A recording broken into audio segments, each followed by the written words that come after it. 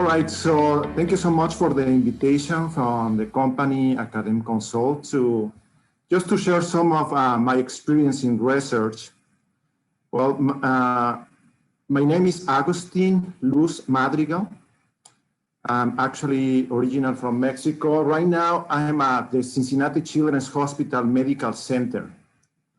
And I have been working here since 2018. Just a little bit of background about me. Well, I graduated from the National University of Mexico in 2002, and I have been in this field for quite long, right now, more than 15 years. And well, after I graduated from the Faculty of Chemistry, actually my bachelor is as a pharmacist, I performed my graduate studies at the Institute of Cellular Physiology. And well, just it was a very big decision for me, either go to the industry and start working in the industry or go to the path of research. So at the end, what I decided is finally research is also, research and industry, they can be very good partners, because finally research, the final product, it will be something that can be commercial, available. Well, I performed my PhD for about 5 years. After that, I started looking for a job in different places. Actually, I performed some internship in Finland. It was kind of far away from Mexico. But it was a very good experience for me because to have the interaction with some other people from some other countries. I also performed an internship here in the United States at Miami University. And then looking for a job, I start sending applications. One of my experiences, well, you need to be ready for to send different applications to different places. But first of all, you need to read, you need to have the information about what this place is about, what kind of research they are doing. After I sent some of my applications, I decided to join to Miami University, which is not actually in Miami, as I was expecting. Very nice weather over there. It's Miami University in Ohio. So the field that I was working there is regeneration. So basically, what I was doing is I perform studies using chick embryos, and you can imagine doing some very tiny surgeries using chick embryos in an egg. But these organisms are wonderful because they have the ability to regenerate the retina completely. So people have been performed some studies using the chick embryos. And well, this is amazing.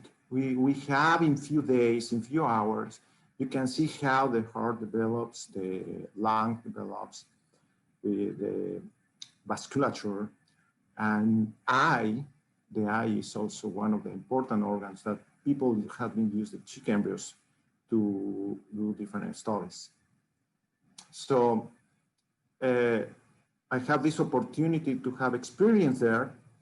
And at the same time, the experience to teach in a university, to have this population of students, the students with different backgrounds from different countries, this is amazing. And well, they also have the opportunity to train students and teach them different techniques in that they are using research. So this is amazing.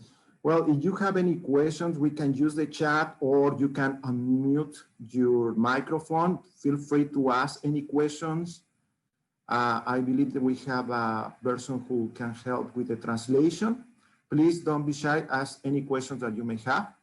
This webinar is with a lot of interaction.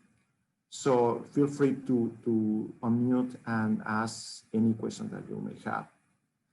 All right, so, well, as I told you, my experience at Miami University was amazing. Have this opportunity to work with the students. I can tell you one of the big experience, I think, is to work as a team with the students, and you can work to write papers, to perform experiments. They need to plan ahead of time what they need to do in the lab before they are coming. So, Mijail, you have a question. Please go ahead. You can unmute your phone, your microphone, or just write in the chat. All right. Well, you are asking if I can recommend some universities in Canada with biotechnology. Well, I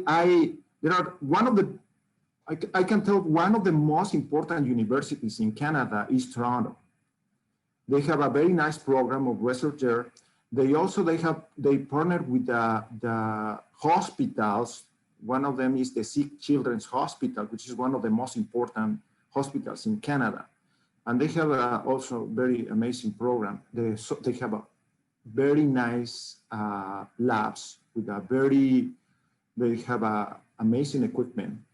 And I think that will be a very good place to perform graduate studies if you want. The other thing is in Vancouver, there is a big company who is providing all the reagents and all the materials to work with the stem cells. I particularly working here with the stem cells technology, and I can show you a little bit about what I'm working here. So somebody's asking, so what is the theme of these meetings? So basically, I think it's for you to have experience, and you can ask questions about, if somebody's interested in biotechnology, research, biology, all these fields, you can go ahead and ask any questions. Well, I can tell you, in United States, I mean, we have a lot of different universities, Harvard, San Francisco. We have the place where I'm working right now is called Cincinnati Children's Hospital Medical Center. Okay, so I can just give you some idea. If you want to see, I'm going to share my screen right now, so you can take a look of the programs that they are offering here at Cincinnati Children's. So you can take a look of this. The MS program in biomedical research is the latest innovative educational offering by Cincinnati Children's Hospital, the nation's third-ranked pediatric institution. This exciting new program is designed to train the scientific workforce that will fuel the biomedical advances of tomorrow. To my knowledge, a course like that is not offered anywhere else, or at least not in most institutions in the country. Key facets of this program is you're going to come out with state-of-the-art, cutting-edge technical skills, and that is in high demand out in the real world. The research mission is embedded in a world-renowned pediatric hospital, facilitating bench-to-bedside translation of the latest medical advances. My lab works with human pluripotent stem cells, and these are amazing cells that grow indefinitely in the lab and can be converted into any cell type. Within this exciting and highly successful research environment, and in consultation with our partners in the biotechnology and pharmaceutical industries, we recognize an enormous and growing need for highly trained bench scientists. And for people who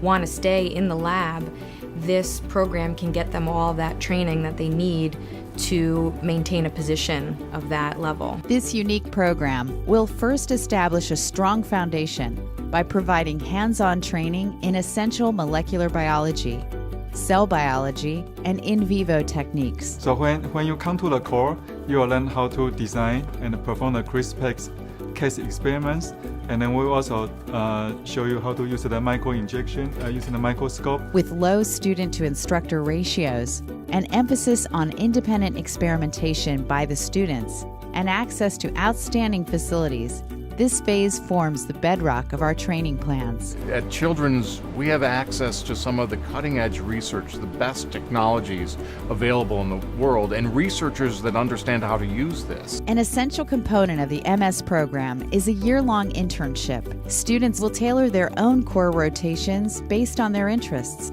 learning how to generate transgenic animal models, analyzing gene expression patterns in single cells, using flow sorting techniques to isolate cell populations, or learning how to stain and image tissues from human or animal sources. So students will get practical training in procedures such as blood collection methods, injections, humane animal handling, as well as the regulatory components of animal care and use. They'll learn how to make induced pluripotent stem cells, and they're going to be able to learn by doing it. Internships can be at one of the over 100 laboratories at Cincinnati Children's Hospital or at Eli Lilly and Company in Indianapolis, with whom we have partnered to provide an industrial experience. And we're also a Nikon Center of Excellence, one of 7 in the world right now, and what that provides us is access to their latest, highest-end equipment. Some of our researchers are the only people doing that particular procedure, that particular study, or following that particular protocols. For any of the graduate programs, this is the one you get out and you get a job like right away. The city is a bustling hub,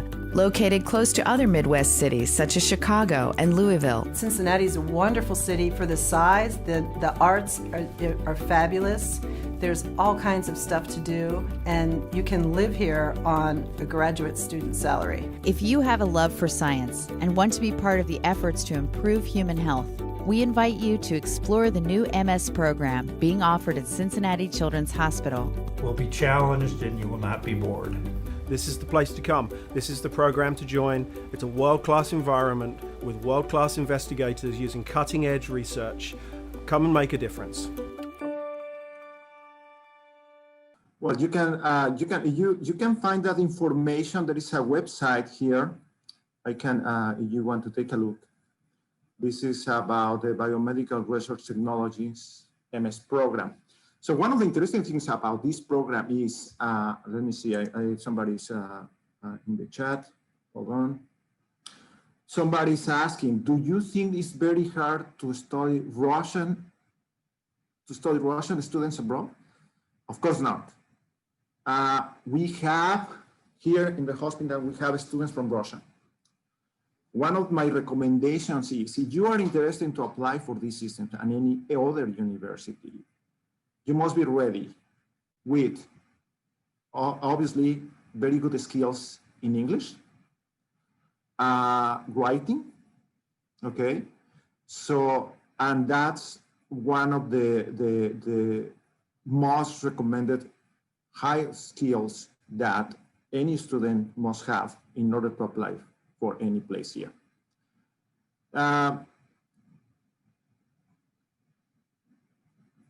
Somebody says, what universities in Britain and America with a degree in biotechnology can you advise? Well, there are different universities here and in Britain, of course. Cambridge is one of the most important. But also here, the University of San Francisco is one of the most important also universities. I can tell you that here, what we are doing is the program that they offer here. We just recently started working with a lot of biotechnology topics. And one of these ones is the place where I'm working is called the Center of Stem Cells and Organoids Medicine. What is that? So basically, we're using human stem cells to generate organs in vitro. What is in a very small dish, we can generate these organs. These organs can be, we can actually grow them from, basically the idea is, if we have some patients that they have some cells, we can actually take those cells from those patients, we can grow them in a dish, and then we can perform some experiments to analyze what drugs will be good for this patient, or if we can replace some organs and so on. So this is very, very interesting here.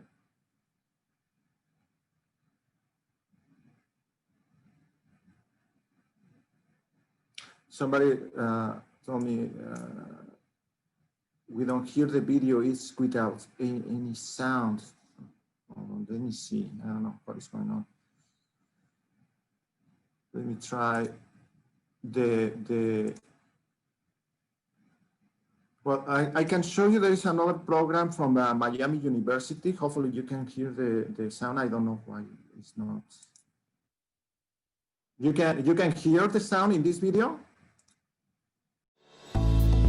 I'm Tom Chris, chair of the Department of Biology. I'd like to welcome you to Pearson Hall and to one of our teaching labs here in Pearson. We have about 1,000 undergraduate majors in biology and 80 graduate students and 30 faculty. We have a very strong pre-professional emphasis in our department, but we also have programs in environmental science and plant science as well. You're seeing a newly renovated teaching lab for human physiology. So one of the things you see in this lab is that it's a more open space. It allows students to move more freely in the lab. It also allows for more student collaboration. One of the really nice features of the lab is that we have 3 video screens that are available to each of the student groups that are here. We can simultaneously project instructions about the lab. The laboratories sections are taught by graduate students, and then the lecture sections are taught by our faculty.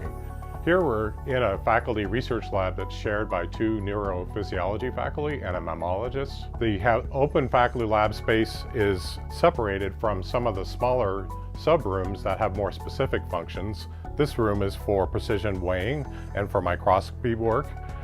And the open lab space is a combination of a wet bench chemistry and a variety of other sort of general tasks, some cases computers that are connected to instruments. The open spaces have utility connections to the ceiling, so they're movable and flexible. Multiple research groups can use the space simultaneously, and it gives an opportunity for graduate students, faculty, and undergraduates to work together collaboratively in the research space. Another example of the more specialized sub-room spaces that we have is an electrophysiology rig in this lab. This allows us to control temperature precisely for the needs. It also is electrically shielded so that the signals that are detected by the researcher aren't interfered with the surrounding electrical background. As you can see, we have state-of-the-art research facilities and the opportunities for students to work with faculty and graduate students to get hands-on research experiences in both research labs and teaching that will help them succeed as scientists.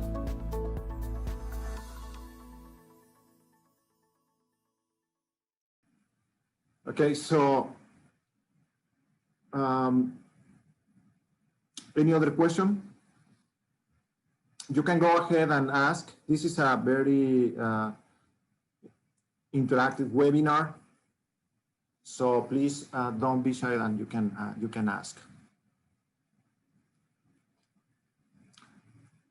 Well, if you are planning to apply for any either undergraduate or graduate program, I don't think any problem to apply directly from Russia.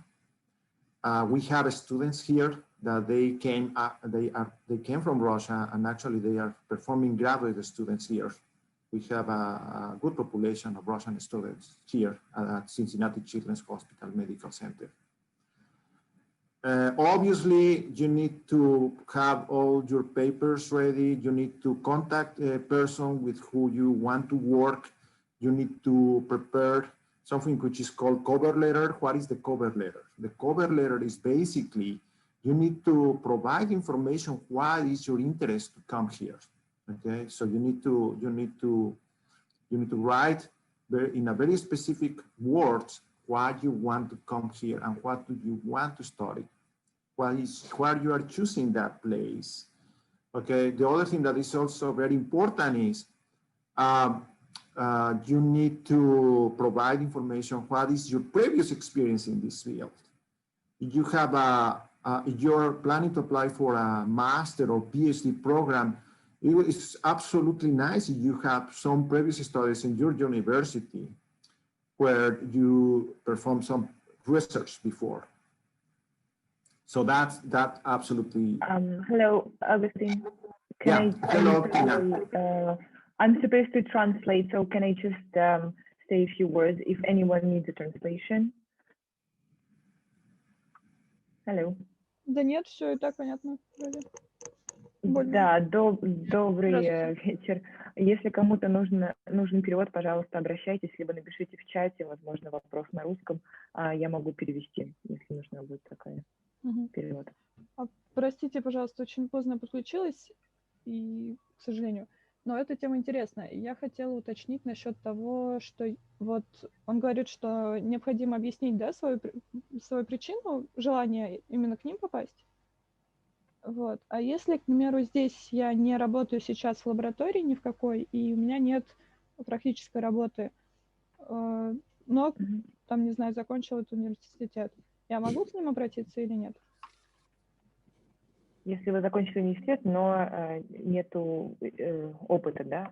Ну да, и опыта, и какой-то вот практической работы особо. То есть, ну, диплом, естественно, по практической будет писаться, но это не что-то серьезное. Прям. So the question is, a lady is asking if she does not have any experience working in a laboratory, she just finished her degree, is it possible to apply? Sorry, I didn't hear you very well. Could you please repeat the question, Tina? Yes, of course. The question was if there is no previous experience working in a laboratory setting, only a degree, is it possible to apply? So yes, absolutely. I mean, I guess it will be very good if somebody has experience before in the lab, because that will be they can be involved easily to start working in the lab. But if they don't have any experience, it doesn't matter. They can just apply. I guess the most important is the interest that they may have. What is the most important? Excuse me. The interest that they can have, and that they can be very focused on what they want to do this. Ответ на вопрос, конечно, да, вы можете в любом случае пробовать поступать. Главное, чтобы был интерес и желание, какой-то некий фокус, да, чтобы хотеть. Главное, желание, интерес, да. А, к примеру, работать в лаборатории, ну, как бы, чтобы написать, к примеру, магистерскую, идти в магистратуру, необходимо еще попутно работать в лаборатории. Меня примут, если я попрошусь или нет? То есть да, должны принять.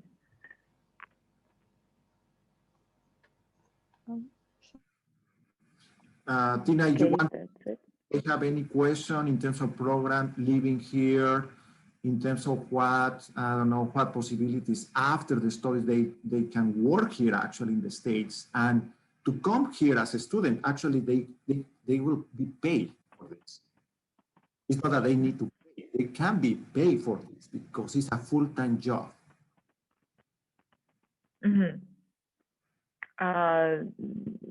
То есть после завершения, да, работа может быть оплачиваемой. Как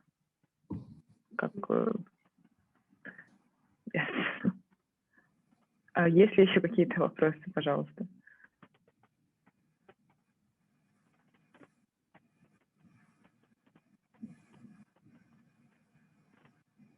Okay, so any other questions that they may have in terms of how to apply?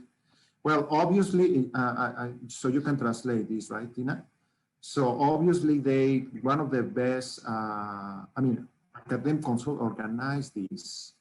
So they have all the experience in terms of how the applications has to be done, in terms of how they can apply for visa, what kind of visa, all the papers that they need to provide. So I guess the company has a very good experience on this, so they can really trust that they will help them a lot.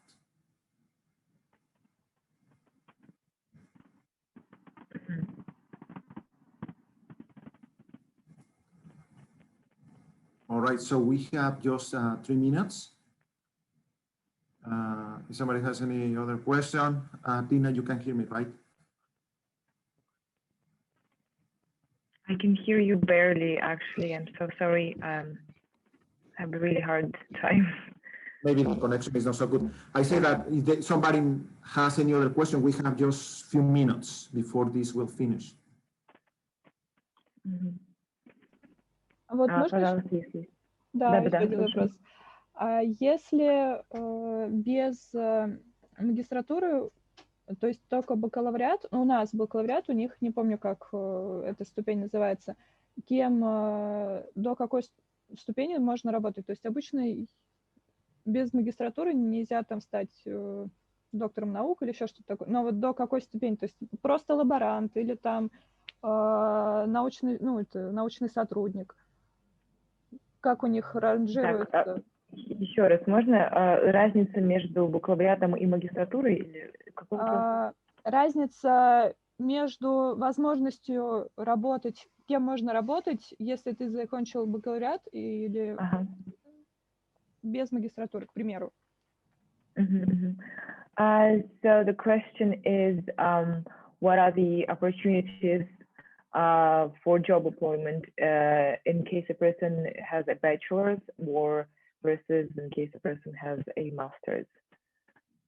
Well, obviously, when they finish while they are studying the master or PhD program, most of the universities, they is basically like their employee, basically, because they work full time. They study, they're working in the lab, they have their own research projects. So the university will pay the student for this. The student interns, what they need to do is called teacher assistant. What is this? Sometimes they ask to prepare some materials for the lab. Sometimes they can teach small topics for undergrad students, for example. So, but it's like a work in the same university, basically.